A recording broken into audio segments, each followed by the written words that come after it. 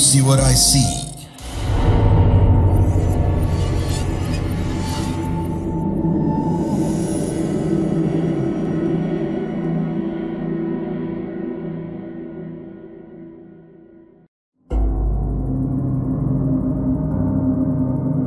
Do you see what I see? Exclusive on Spotify.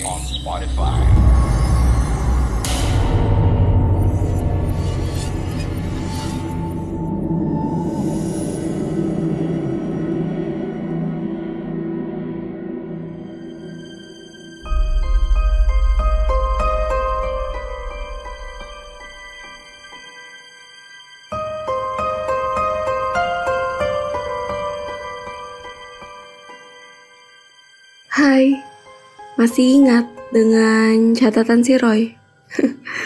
Kali ini aku mau cerita kejadian yang aku, suami, dan beberapa orang alami. Jadi bisa dibilang beberapa kejadian-kejadian pendek yang akhirnya aku rangkum jadi satu cerita ini ya. Oke, langsung aja aku ceritain. Ini yang pertama kejadian yang dialami oleh suamiku, yaitu oleh R. Kejadiannya di Mall Blok M sekitar tahun 90-an akhir. Di Pasaraya di Sarinah. Jadi, ada satu lantai isinya etnik gitu. Ada patung-patung. Dan waktu itu lupa mau beli apa ke situ. Kan ada seperti stand gitu yang ditutup kain, dan waktu itu R kesana berdua lah sama temennya. Pas lewatin stand yang ditutup kain itu, R lihat ada perempuan memakai kebaya dan kain batik masuk ke dalam stand yang ditutupi kain itu yang lagi direnovasi. Ya udah, mikirnya ya mungkin pegawai di situ kan. Terus pas R lewat situ, iseng kan, R tuh ngintip sama temennya ke stand yang ditutup itu.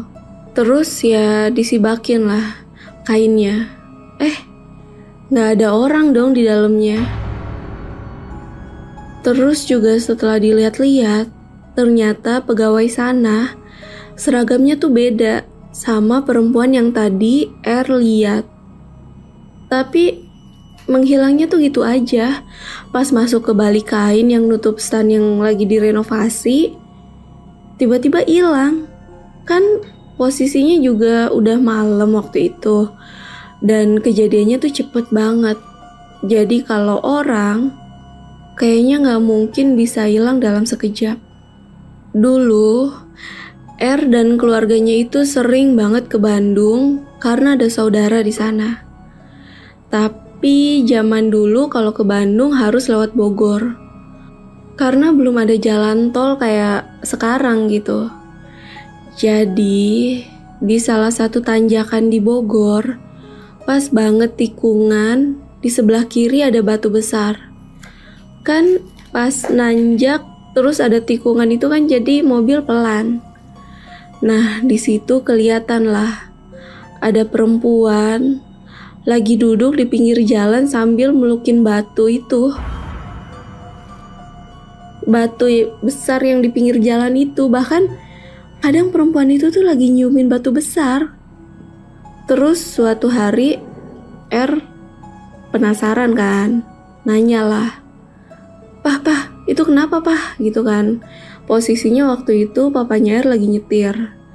Terus ya papa mamanya R tuh ngomong lah, tuh lihat tuh, sambil ngomong ke kakak-kakak perempuannya R. Karena R punya 2 kakak perempuan. Kalau nggak seneng sama laki-laki, jangan ngehina, jangan ngeludahin, ntar dibikin kayak gitu loh. Ya udah, habis itu percakapan tentang perempuan yang di pinggir jalan tuh udah selesai. Terus di hari yang berbeda, lewat situ lagi kan, ngeliatlah ada sosok hitam besar lagi nyengkram kepala si perempuan itu. Kepala perempuan yang sama yang sering dilihat yang posisinya selalu sambil meluk-melukin batu besar dan nyiumin batu besar di pinggir jalan. Terus R sama kakak-kakaknya nih semuanya tuh ngeliat sosok itu dan langsung ngomong lah, Pah, lihat itu Pah, apaan Pah, gitu kan. Karena papanya R lagi nyetir. Terus abis itu papanya R diem aja. Dan tiba-tiba langsung marah ke sosok hitam itu. Apa nengok-nengok ke sini? Karena posisinya si sosok hitam itu lagi liatin R dan keluarganya di dalam mobil. Terus ya papa bilang, itu bukan urusan kita. Doain aja mudah-mudahan perempuan itu dilindungi Allah. Nah, R itu kan suka banget backpacker. Jadi waktu itu dia lagi duduk-duduk nyantai sambil ngerokok di pelabuhan. Ada yang jualan-jualan gitu kan.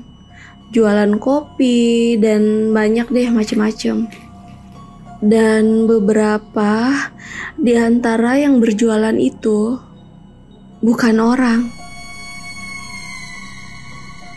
Kelihatannya sih ada mbah-mbah bawa bakul jualan gitu, dan pas dilihat-lihat lagi ternyata bukan orang. Wujudnya mbah-mbah tapi mukanya hancur. Dan dari jauh terlihat membawa dagangan, tapi pas dilihat-lihat lagi ternyata yang sosok itu bawa tuh bukan dagangan. Terus juga pas R nanya-nanya sama orang-orang yang di sana, ternyata macam-macam kejadian di sana. Ada yang meninggal karena kecebur, ada yang keserempet mobil lewat. Kan kalau pas lagi macet mereka warawiri. Jadi beberapa kali ada yang keserempet lah sampai meninggal dunia. Dan kalau pas naik bisnya, sekitar jam 2-an kan sepi, pada tidur lah. Sekitar 10 orang di bis itu. Kan waktu itu R duduk di paling belakang. Dan karena R gak bisa tidur, iseng lah ngitungin ada berapa orang di bus. Pas ngitungin ada 13 orang. Terus balik ngitungin lagi dari awal ada 12 orang. Padahal yang di bus itu cuman ada 10 orang. Kan kalau duduk di belakang tuh cuman kelihatan kepala-kepalanya aja kan di balik kursi bus. Bahkan kami pernah lah ngalamin malam-malam iseng keluar rumah sekitar jam 1-an kalau nggak salah. Pas lagi muter-muter naik motor, kami lihat lah ada nenek-nenek di pinggir jalan yang lumayan gelap, lagi jalan sambil bawa nampan di kepalanya. Ya seperti orang jualan. Tapi setelah kami lihat-lihat lagi, gak mungkin ada nenek-nenek tengah malam jualan bunga. Bunga untuk ke pemakaman, kalian tahu kan, bunga 7 rupa gitu. Padahal di situ nggak ada perumahan warga, hanya ada lahan-lahan kosong, gudang-gudang kayak gudang mobil-mobil besar gitu, dan beberapa ruko tutup. Dan ini pengalaman pribadiku. Tahun lalu di bulan September kalau nggak salah, kan aku lagi rapi-rapi rumah lah. Di kamar atas yang akhirnya aku jadikan gudang, aku bongkar-bongkar dan bersih-bersih. Waktu itu aku ngeliat di ekor mataku pas nengok ke samping, ada anak kecil lagi liatin aku. Ya, aku lihat kayak anak kecil laki-laki aja, pakai baju warna biru, ada gambar dinonya, sama celana pendek warna hijau. Terus aku nengok ke belakang gak ada. Pas aku menghadap ke samping, anak kecil itu tuh ada dan kelihatan lagi di ekor mata. Terus ya udah, aku mikir siapa sih nih anak kok liatin aku terus. Cuman ya udahlah, mungkin perasaanku aja gitu kan. Aku lanjutin terus beres-beresnya dan sosok anak kecilnya tuh masih ada.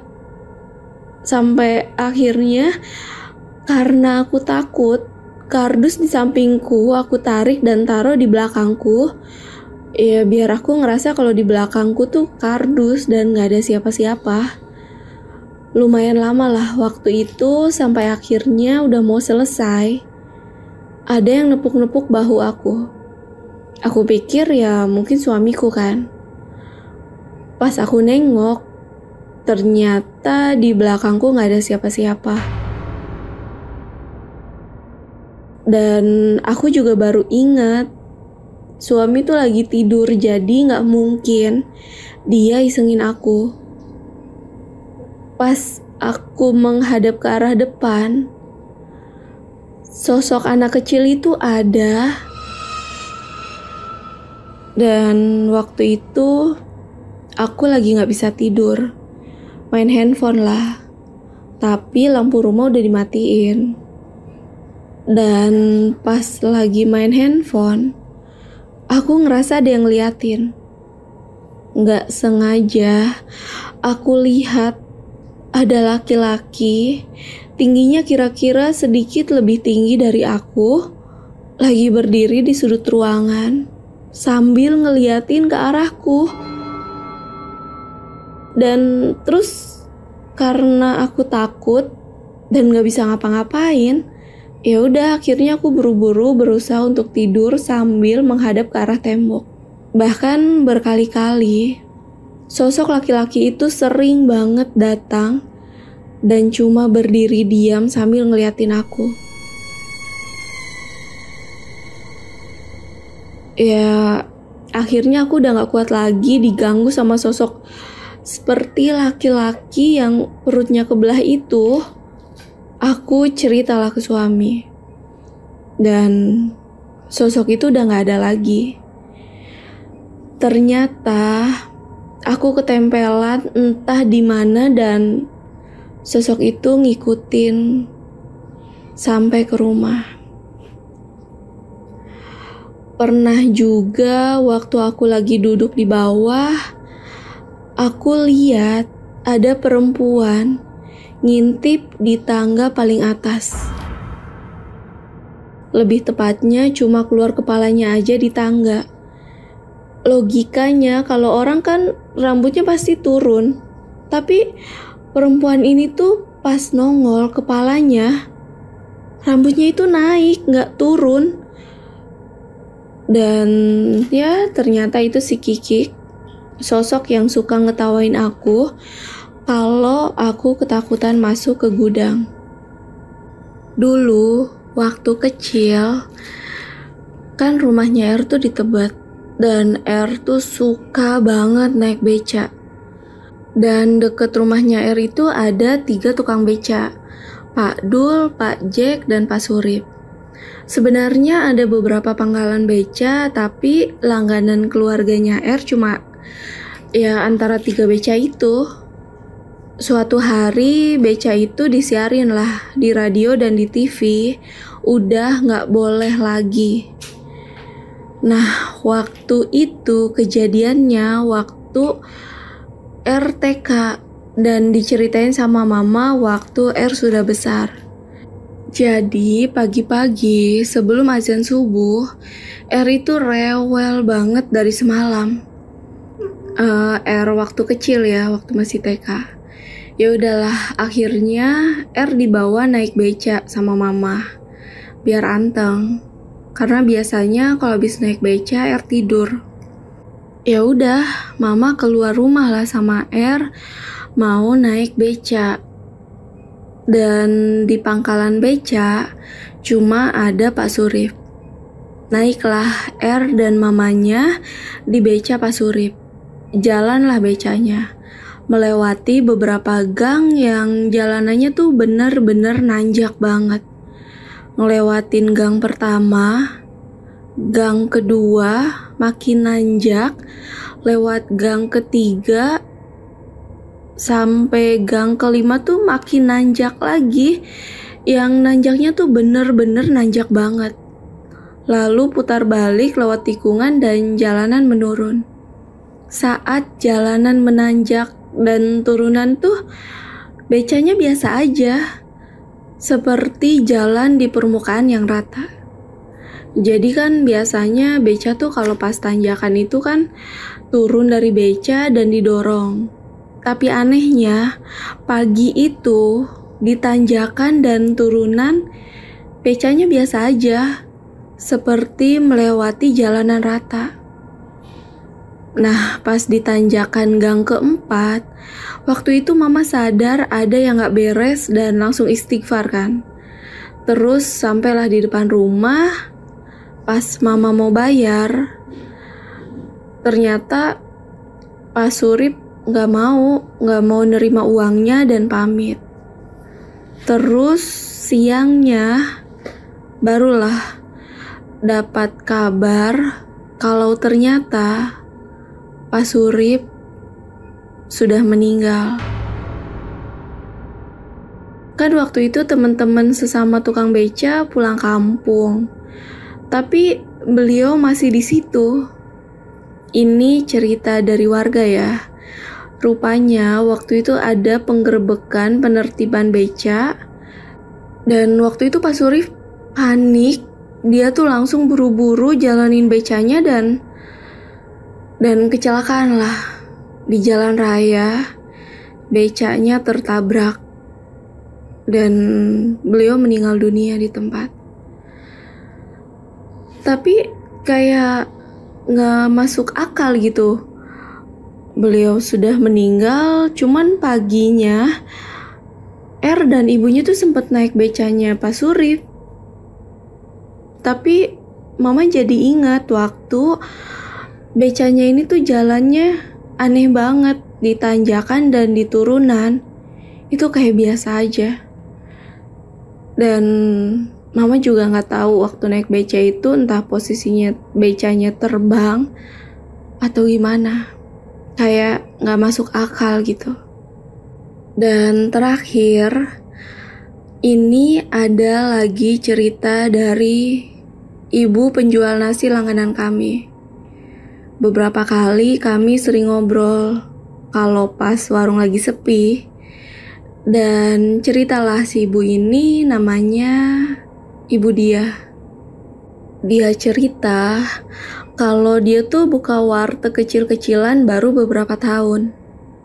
Dulu Ibu Dia kerja TKW tapi di bagian pabrik dan di sana ada mesnya.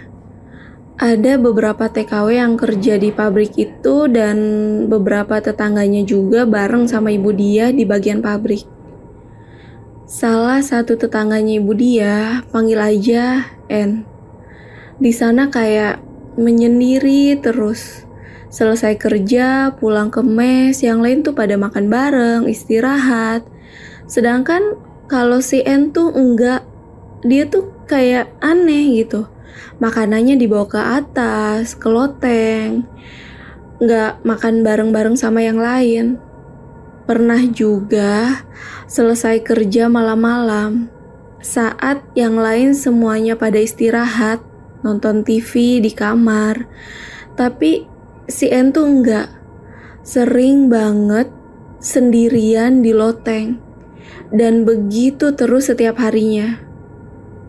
Sampai pada akhirnya ada kejadian yang aneh.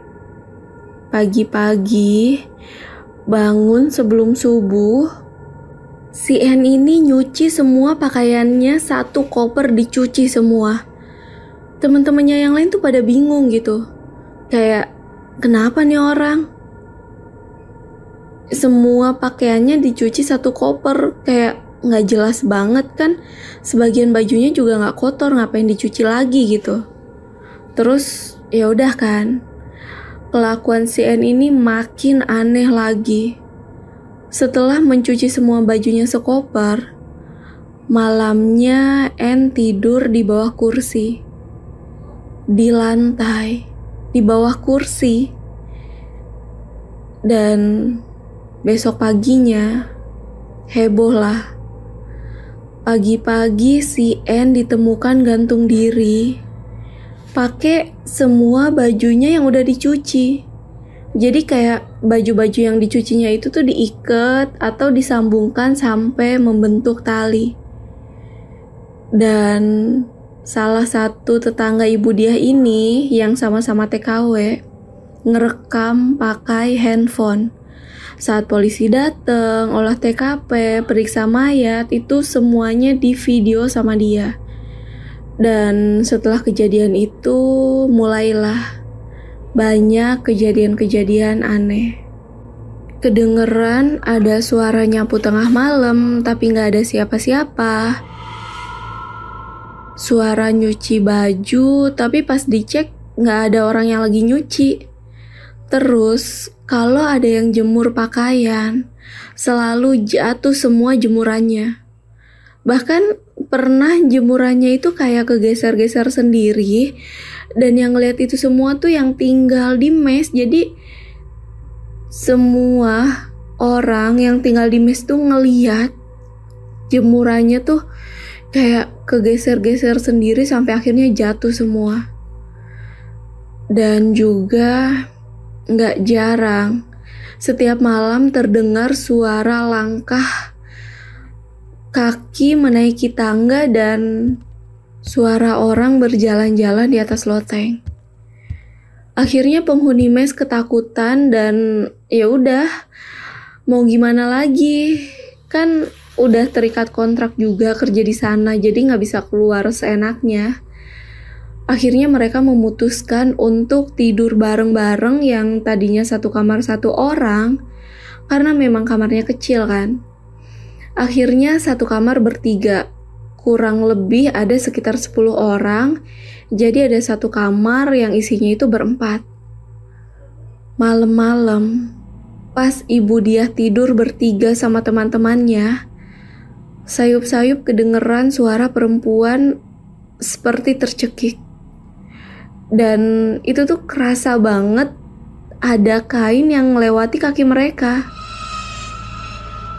Akhirnya salah satu teman Ibu Diah kebangun dan langsung histeris karena ngelihat sosok yang mirip sama N tergantung oleh kain baju-baju seperti saat N gantung diri. Tapi anehnya yang lihat hanya satu temennya Ibu Diah itu, sedangkan Ibu Diah dan satunya lagi tuh nggak ngelihat apa-apa. Suasana mes makin gak nyaman. Kan di kamar itu ada jendela. Pernah terdengar suara gesekan seperti orang menyapu lantai. Tapi pas dilihat ngintip dari jendela, mereka melihat sosok yang mirip dengan N melayang tergantung dengan kain yang terseret di lantai, menyusuri lorong-lorong mes itu. Dan yaudah, akhirnya saat itu juga setiap malam kalau dengar suara-suara apapun, mereka lebih memilih diam saja di kamar daripada melihat sosok itu sedang menyusuri lorong mes dengan keadaan tergantung. Puncaknya, temannya Mbak Diah yang merekam video saat N gantung diri itu menjadi gila. Padahal waktu itu videonya sudah dihapus dari galeri, walau sebelumnya sempat di-share video itu ke teman-temannya. Akhirnya dipulanginlah ke Indonesia karena menjadi stres. Dan saat kontrak mereka habis, kebanyakan akhirnya memutuskan untuk tidak perpanjang kontrak di pabrik. Beberapa memilih menjadi perawat lansia dan sebagian memutuskan pulang ke Indonesia. Seperti Ibu Diah, akhirnya membuka usaha, membuka warteg kecil-kecilan. Dan ya, sampai di situ aja beberapa cerita-cerita pendek yang aku alamin dan beberapa orang di sekitarku alamin. Terima kasih banyak karena sudah mendengarkan.